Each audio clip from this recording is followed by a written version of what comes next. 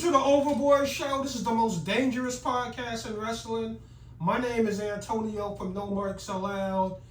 And I want to talk about the WWE botching the Royal Rumble and how on fire AEW has been. But first, we got to talk about the never give up man, John Cena, announcing his retirement at the Royal Rumble.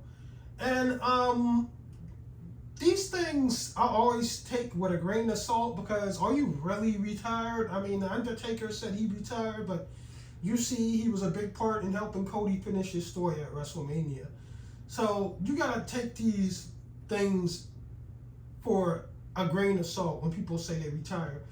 And John Cena was a part-time, so I already thought he was semi-retired. So I'm thinking like, man, like how can you announce your retirement at the Royal Rumble, where the focus should be on the men's and women's Royal Rumble matches?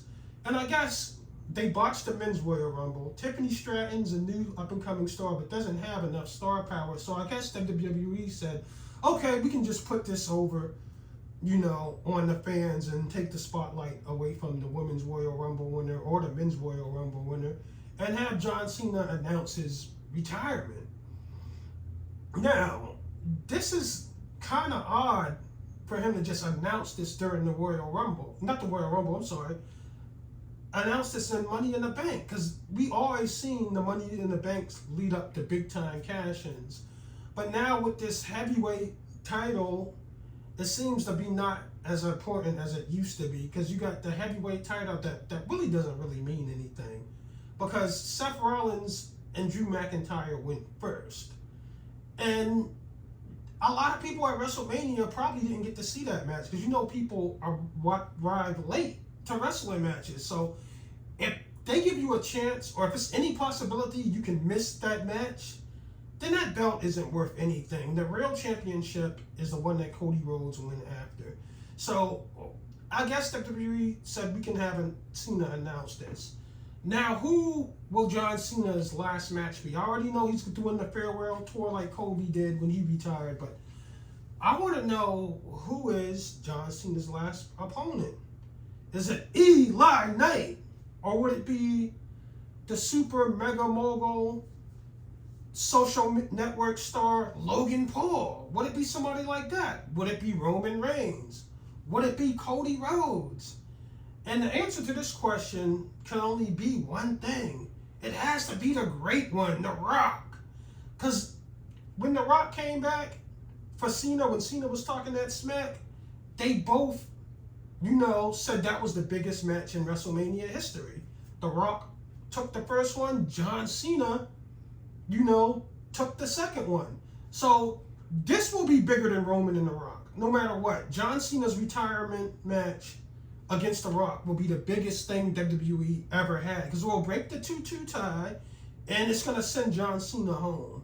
Why not go against The Rock? They say Roman Reigns and The Rock will be the best match or the biggest match in WWE history. No, it's not. Roman is not popular like that. He's popular in the WWE mark world, but he's not as popular in the real world. Like, the world of culture. A lot of people, I sound like a broken record. I can go to the mall, the hood, the club, the sneaker stores, and pull out a picture of Roman Reigns, and despite him having the belt for almost 4 years, they wouldn't know who he is. I bet you 90% of the people wouldn't know who Roman Reigns is. But they said, that looks like a WWE belt. You put The Rock and John Cena, there's people that don't even watch wrestling that would know who those two guys are. Like, you think WrestleMania tickets was expensive for WrestleMania 40 because The Rock was coming back? Imagine the ticket prices if The Rock faced John Cena in his final match. And if we don't get Roman and The Rock, I mean, this WrestleMania, I feel like the WWE will all do us a service and have an excuse of not having Roman and The Rock for WrestleMania by having The Rock versus John Cena. So we wanted The Rock and Roman this year at WrestleMania, but we want Cody. The hashtag exploded, so now it's like The Rock is having the same problem he did this year. So do we do WrestleMania 41, Roman versus The Rock, or John Cena's last match, The Rock versus Cena. Now, I wonder if The Rock is blindsided by this because, or did he notice months back that Cena was going to announce his retirement? But damn, I know The Rock got to be thinking, fuck, like, how am I going to do this? Excuse my language. But we just had a dilemma of me facing Roman at WrestleMania 41 or me versus John Cena at WrestleMania 41. Or let's just get lazy and just have a triple threat match. Roman versus The Rock versus John Cena, WrestleMania 41. But can you have that close out the night without having to be in the Universal Champion? On having that on the line? Or do we do a fatal four-way with Cody, The Rock, Roman Reigns, and John Cena? Do we just make everybody happy? And you know, smash everybody over? Or do we just have that rubber match between The Rock versus John Cena for the last match in John Cena's career?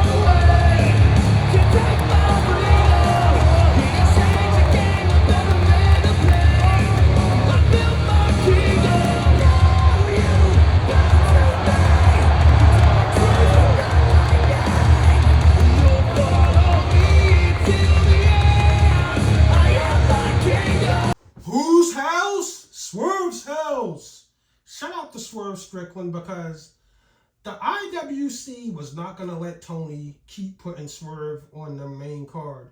The ovation Swerve has been getting, no matter if he's wrestling in the beginning of the card, the middle of the card, is amazing. And it took a while, but you know, I had to call niggas out because niggas wasn't smashing Swerve over, but they were swallowing Samoan meat. So now we made Swerve's house bigger than Kofi Mania would ever be.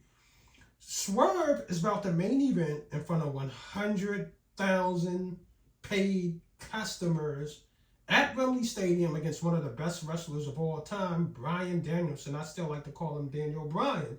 So in 4 years of AEW's existence, we had the Acclaim get the tag team titles, the trios titles, Scorpio Sky get a title shot his first year in AEW, and Private Party upset the greatest tag team of this generation, the Young Bucks, in the inaugural tag team tournament at AEW had to decide the tag team champions.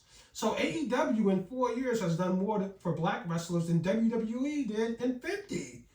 Come on, man. Kofi Mania was a joke. He wasn't even main event in TV. Like, it was 5 matches after his title win at WrestleMania. Big E and Bobby Lashley probably had the WWE fake title for a combined, 40 days? If that. So WWE would never make a black man their top guy. And AEW did. AEW title is the most prestigious title in professional wrestling right now. They don't have to make up fake titles like a world championship title to give it to like a black man so he can be buried, and then Roman will get, or Cody will get the main title in main event WrestleMania, and the black people that get the title in WWE will never main event anything, and they'll have the title for 3 weeks. So AEW has put their title on a black man, and it's not a goofy nigga either. It's a nigga that we can look up to, a nigga that's fly, a nigga with swag, nobody we gotta laugh at, nobody that's corny, you know what I mean?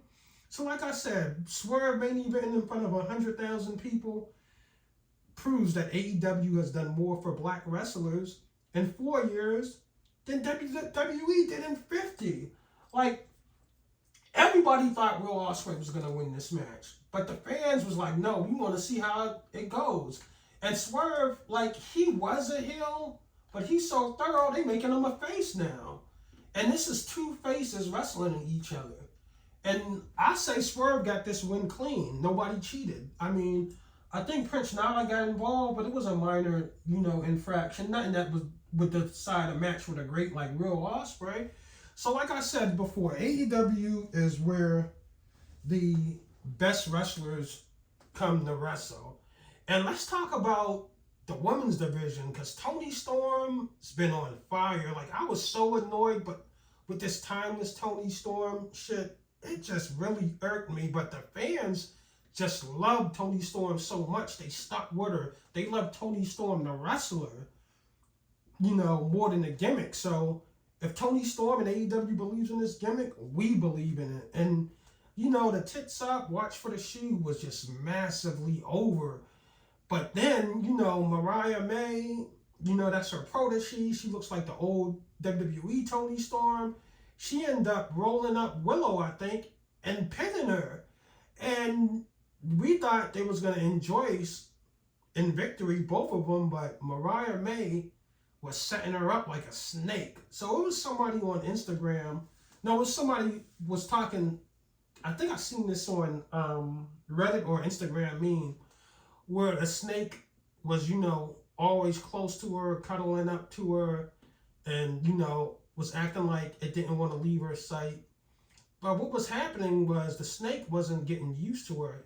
The snake was sizing her up to see how big the snake needs to get to swallow her and eat her whole. And that's what Mariah May was doing to Toni Storm. She acted like she was Tony's biggest fan, like Tony was her idol, and soaked up so much data by being ringside with Tony to find that one moment to,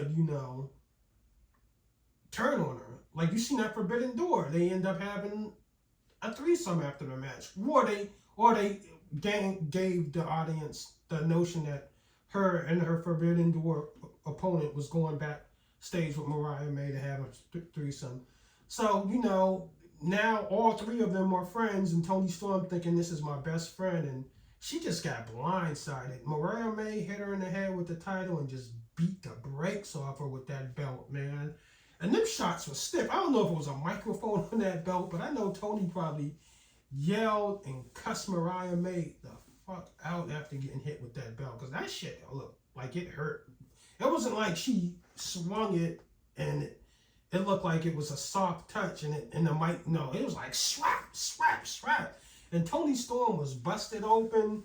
And WWE must be doing good, because I always say this, when WWE have a good rating or they have something that's good that a lot of people talk about, half of AEW's roster start bleeding on the next Dynamite. Like, it never fails. Like, 3 people got their head busted open on Dynamite, I think. Or was it just 2? I think it was Bryan Danielson and Mariah May got busted open. So, wow. AEW is really doing it big, man. And Swerve is, and I think Tony Khan was man enough to put that title on Swerve, because he could have put it on Okada, he could have put it on Ospreay, you know what I mean? But he put it on Swerve, and at first I thought he just wanted to sneak Swerve in because all these guys was getting healthy with Omega, Jericho, the Young Bucks starting this elite thing. But no, I mean, he's fully in on Swerve Strickland. Because if not, he could easily have Swerve lose the belt before All In. But Tony did him a solid, maybe because I was getting in AEW's ass, and then the other people seen me getting in AEW's ass. Pause about Swerve being a mid-carder. So he main evented Forbidden Door. Now Tony's seen something in him that says, Swerve, you can main event. You can main event in front of 100,000 people. And if he defeats Bryan Danielson, who was more transparent about his retirement, he says, I'm going to retire as a full-time wrestler. Not like John Cena, who say, I'm retired, but you know he's going to come back. Daniel Bryan or Danielson is leaving that door open where I'm going to retire as a full-time wrestler. That's what John Cena says, because I don't think WrestleMania will be his last time in the ring. Just like WrestleMania, when The Undertaker retired, it wasn't his last time in the ring. He ended up chokeslamming The Rock and helping Cody. So I feel like Bryan Danielson might do the same thing, but AEW's Women's Champion and AEW's Men's Champion is just on fire. And will Mariah May pull off the upset in front of 100,000 people? It would be shocking. It would be really shocking to see what happens.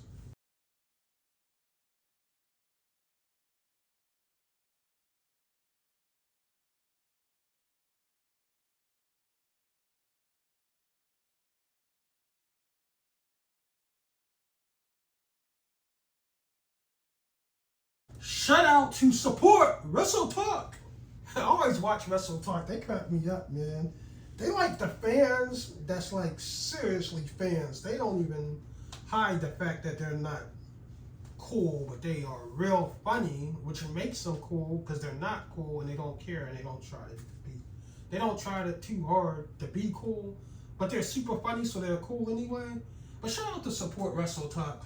I want to talk about the new Bloodline, and this new Bloodline, I mean, man, it might not have the star power, but Solo Sikoa, he has these guys on the same page, man. Like, unlike the last Bloodline where Sikoa didn't know if he wanted to take the tribal chief mantle from Roman or he wanted to die for Roman. You never knew what was on Solo's mind. Then you had Jey Uso, and you had the friendship, and Sammy not being able to, Sammy wasn't able to be a member of the Bloodline because he wasn't Samoan. He was Syrian, I think. Yeah. Maybe I stand corrected. But he wasn't the Bloodline, but he was so good of a friend to Jey Uso, and he was willing to sacrifice his friendships with other people on the roster to be an honorary Uso. But that didn't bode well because Jey Uso, he was like, man, I'm not really feeling this Bloodline, which how y'all trying to beat Sammy down, and you know what I mean? He's my friend. He's not blood, but he's my friend. Some friends are blood to some people, but it's none of that with this new Bloodline. Everybody is on the same page, and this makes this Bloodline more dangerous than the last one. It don't got the big names like the Usos or Roman, but they got people that's on one accord. You got Tama Tonga, Tonga Loa, and Jacob Fatu. They just want to wreck shit. They don't care. They Solo, I don't care if you're the tribal chief or you're telling us the tribal chief. We just want to run wrestling. We seen Roman get his ass whipped by Cody Rhodes at WrestleMania 40 and put his tails behind his leg and start crying like a bitch and go back to the locker room with Paul Heyman like, they don't want that same fate for Solo. You know what I mean? They want to destroy Cody Rhodes. And when Cody Rhodes got pinned by Solo Sakai, it just made a big statement that this Bloodline thing is here to stay in the WWE, man. It's going to be like that. They're going to try to make the Bloodline the Bullet Club, where you're going to see other Samoans that don't get signed to WWE or past Samoans that was with WWE go to Impact and try to make a generic Bloodline saying the family. Like, you know how the Bullet Club, wasn't allowed to use the Bullet Club in the WWE, so they called it the OC, and you had AJ Styles with Luke Gallows, and the other big tall dude. I be forgetting mid-carders' names. I'm sorry. I'm not a mark. But yeah, you're going to start seeing GCW have Samoans, or you're going to be seeing Chinese people pretend like they Samoans. Like Ricky Steamboat was, I guess he was like Hawaiian, but they had him pretend like he was Chinese. You don't see motherfuckers that's Puerto Rican acting like Samoans in these indies to ride the Bloodlines wave, just like WWE rode the Bullet Club's wave. So this Bloodline thing is here to stay, and The Rock still hasn't wrestled Roman yet. So shout out to The Rock, because when The Rock came back to the WWE, they went up. You seeing how fired up the fans are for Cody Rhodes? It's like ridiculous. I remember Clash at the Castle, the fans was like,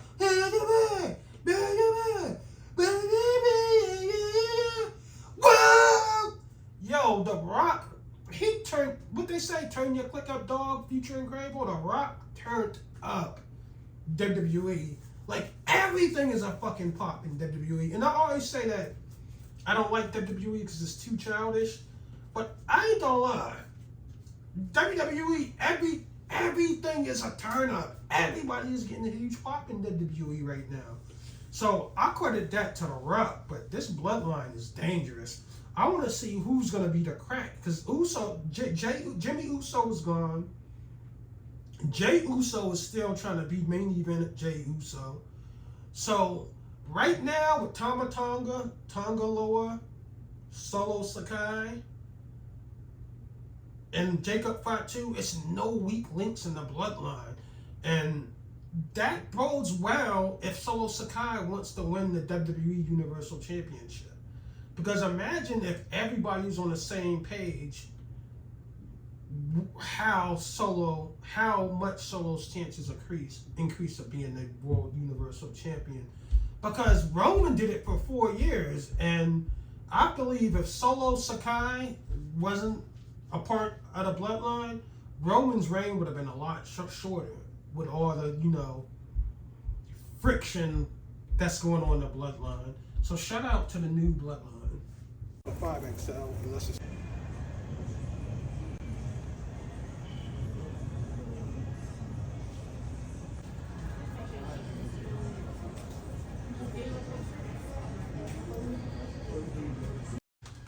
Now I want to talk about free agents, and when you see the top free agents in the world that was in New Japan, when Jim Cornette was talking, he would always say, well, will they go to WWE? Will they go to AEW? Jim Cornette is a numbnuts. He know good and well Okada, Jay White, Will Ospreay, the 3 biggest free agents in wrestling in New Japan, was not going to WWE. And they're smart guys. Tony is like 40 years old, Tony Khan, and he's richer than Vince McMahon, who's like 72. Tony is a smart motherfucker. I'm thinking Tony must have went to Will Ospreay, or they probably didn't even have to go to Will Ospreay, Jay White, and Okada and say anything. They probably like, yo, this Samoan stuff is taking over WWE. WWE is becoming Samoan wrestling entertainment. And if you go to WWE, you might be super over and go against the Bloodline, or you might be a mid-carder forever and never get to touch that Bloodline storyline. Do you want that, or do you want to come to AEW and hold the most prestigious title in wrestling, which is the AEW title, where the best wrestlers wrestle for? And you can do whatever you want on the weekends. I don't care. You can do an indie show at PWG. If you're written off TV, you get your contract money and you get the indie money. You can do all that. And look what happened. The only reason the Guerrillas of Destiny is in WWE because the white boys ain't want to come. The WWE wanted Okada. They wanted Ospreay. They wanted Jay White. Those are the big ticket sellers. Like, Guerrillas of Destiny, they role players. Now, they do got a killer in Jacob Fatu. He is a killer. But Tama Tonga and Tangaloa, they role players. They like Torian Prince and who you got for the Warriors? Kevon Looney. They're not Steph Curry, LeBron, Luka Doncic. They're not. They're role players. The big guys that carry the heavy load, who Tama Tonga always hating on, is Okada, Jay White, and Ospreay. and they chose to come to AEW because they don't want to join Samoan wrestling entertainment. They just don't. This Bloodline thing is gonna go for another 5 years, and I feel sorry for who's in WWE, because Eli Knight ain't getting the title. He might get that generic World's Heavyweight title, but you ain't getting that Universal title. You're not beating The Rock. You're not beating Roman Reigns. You're not beating Cody Rhodes. You just not. Logan Paul, he don't care. He rich as hell. He can lose every match, but he rich. So he not gonna complain about not winning, the Universal World title and say, oh, I don't like my booking. No, he don't sell the hell out that Prime and keep having the black dudes get RKO'd or Crossroads. That's what Logan Paul is gonna do. But yeah, I feel like these top free agents, and if it's another top free agent that's in New Japan, like Tanahashi or Evil, I don't know if he's still in New Japan, and they want to say, I want to come to the States and work full time, they're not going to WWE. They're going to AEW. The New Japan AEW pipeline is tight. Now, one person, Stephanie Vaquer, who had a good showing against Mercedes Varnado, she went to WWE, and they're mad because she didn't do the jobs before she left. And I can see why Stephanie Vaquer didn't want to do the jobs before she left, but she wanted to come in hot. You know what I mean? Like, you see somebody in the Bullet Club, you knew they was leaving because they would get beat out the Bullet Club and go to the WWE, just like Finn Balor, AJ Styles. Stephanie Vaquer would have had to lose 3 matches before she went to WWE if she fulfilled her obligations with CMLL, and what's the other one? AAA. Y'all wanted her to go lose. Y'all wanted to lose the tag team titles. Y'all wanted her to lose her 2 belts. Then y'all wanted her to lose the CMLL belt, I think. Then you wanted her to lose a tag team match. Then you wanted her to lose a match overseas, all before she signed her paperwork with WWE. No, Stephanie Vaquer went and signed that paperwork right then and there. So if she would have lost the matches, she wouldn't have been hot, and WWE might have been funny and said, we don't want you. So Stephanie Vaquer, she went into business for herself, and, I wouldn't blame her. Her last loss was against Mercedes Varnado, which is a WWE legend, Sasha Banks. So, and that was at Forbidden Door.